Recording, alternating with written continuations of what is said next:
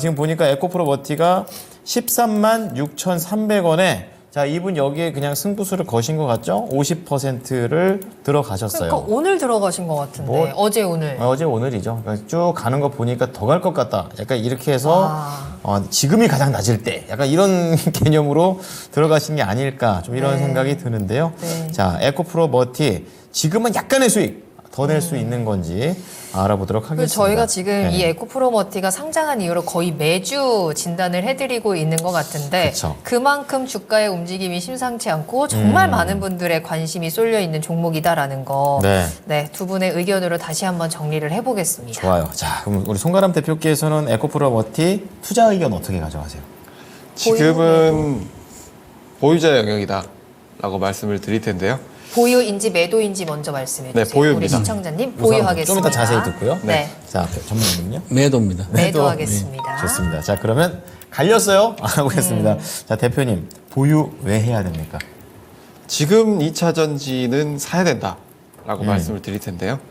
2차 전지 섹터를 전체적으로 놓고 보면 지금 반도체도 움직이고 있고 2차 전지도 움직이고 있고 최근 가장 수급이 좋은 섹터가 뭐냐라고 질문을 주신다면 세 가지를 꼽을 텐데 주도 섹터로 보기는 힘들지만 수급이 집중되는 섹터 바로 첫 번째 로봇, 다음이 2차 전지, 그리고 다음이 반도체 부분이라고 할 수가 있겠는데 이 2차 전지 부분에서도 특히 이 에코프로버티가 초강세를 보이고 있죠.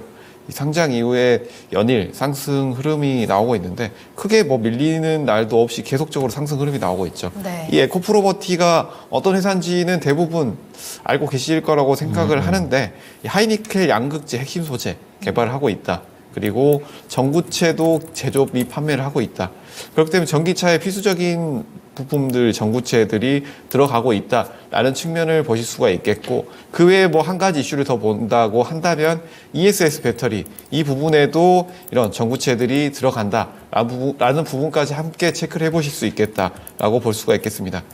이 에코프로버티 같은 경우에 이 회사 자체의 성장성을 본다기보다는 시장 전체의 흐름을 살펴봐야 된다라고 볼 수가 있겠는데요.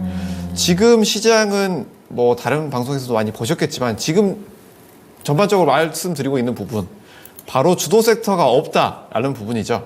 이 주도 섹터가 없는 부분이지만 주도 섹터가 없는 와중에서도 수급이 어느 정도 집중되는 부분이 있다라고 보여지는데 이 주도 섹터가 되는 부분에 있어서 어떤 부분을 체크를 하셔야 되냐.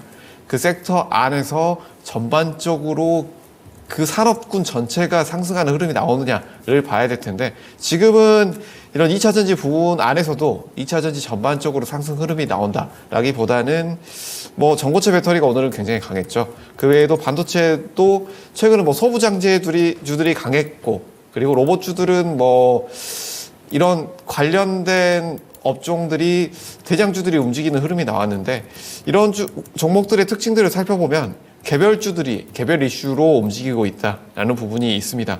그렇기 때문에 이 에코프로버티 같은 경우에 신규 상장주들이 최근에 강했던 흐름 여기에 더해져서 이 분할대 부분이 계속적으로 주목받고 있는 부분에 있어서 개별주들의 흐름이 좀 더 강할 것이다 라는 측면이 첫 번째, 그리고 두 번째는 방금 전에 어느 정도 설명을 드렸지만 우리가 이번 하반기 그리고 상반기까지 가장 강한 부분, 수급 부분에서 매출까지 고려해봤을 때 우리가 매수해야 되는 섹터가 어딘가라고 했을 때는 2차 전지 부분이 아닐까라고 말씀을 드릴 텐데요. 2차 전지, 반도체 이렇게 제가 두 가지는 계속적으로 강조를 드리고 있는 부분인데 그 중에서도 지금 바로 들어간다라고 한다면 2차 전지 대형주들을 우리가 봐야 되는 시기가 아닌가라는 부분을 말씀드리겠고요. 에코프로버티는 보유 의견을 드렸는데요. 지금 신규 매수는 자제를 하시는 것이 좋다라는 부분을 말씀을 드리겠지만 지금 물량을 가지고 계시는 분들은 어느 정도 비중이 높으신 분들은 50% 이상 가지고 계신 분들은 상승할 때마다 비중 축소를 권유를 드리겠지만 비중을 어느 정도 20%, 15% 이렇게 낮은 비중으로는 오일선 추세가 깨지지 않는다면 꾸준히 가지고 가보시는 것도 수익 최대화 측면에서 나쁘지 않은 시기다라는 측면 말씀을 드리겠고요. 이 개별주적인 측면 그리고 2차 전지의 상반기까지의 매출 증대 본다고 하면 우리가 지금 어느 정도 보유하신 분들은 끌고 가보는 것도 나쁘지 않겠다라는 측면 말씀드리도록 하겠습니다. 자, 그러면 보유 의견을 주셨는데 목표가랑 손절가 어떻게 잡으면 될까요? 지금 손절가는 13만 원, 이 5일선 라인에서 이탈이 나오면서 거래량이 나온다라고 한다면 어느 정도 비중을 아주 많이 낮추는 것을 말씀드리겠고요. 그래서 손절가는 13만 원 말씀을 드리겠고요. 목표가는 단기 목표가는 최근에 고점이었던 15만 1,000원, 그리고 다음 목표가는 17만 원 제시해 드리도록 하겠습니다. 네. 자, 그러면 송가람 대표께서는 보유 의견이기는 하신데 우선은 이제 상승할 때마다 비중을 좀 축소하자라는 그런 관점으로 말씀을 해 주셨어요. 네. 자, 그럼 최병원 전문가는 팔자인데 매도. 왜 그렇습니까? 네, 저는 일단은 기존 보유자들은 절반 매도 의견 드리겠고요. 비중 50% 축소. 그다음에 먼저 목표가 18만 원이고요. 손절가 12만 5천 원입니다. 목표가 지금보다 높은데 네. 왜 팔라 그럴까요? 네. 신규 진입은 하면 안 되고요. 그러면 이제 근거가 있어야 되잖아요. 왜 팔라 그랬지? 예. 그럼 뭔가 비교 대상이 있어야 신규 등록자잖아요. 그러면 비교 대상은 에코로 모티를 전구체 하니까 양극재 전구체. 양극재 하잖아요. 그죠? 하이니켈 하더라도. 그러면 에코프로 BM하고 비교하면 되죠? 그럼 에코 BM이 과연 얼마 가서 고점이 올까요? 그러면 에코 BM 60조 정도 시가총 갔거든요. 내외. 네. 그러면 2025년 예상 실적에 80배가 갔습니다. 영업이익에. 그러면 이것도 에코프로 모티도 2025년도 영업이익에 80배면 딱 12조예요.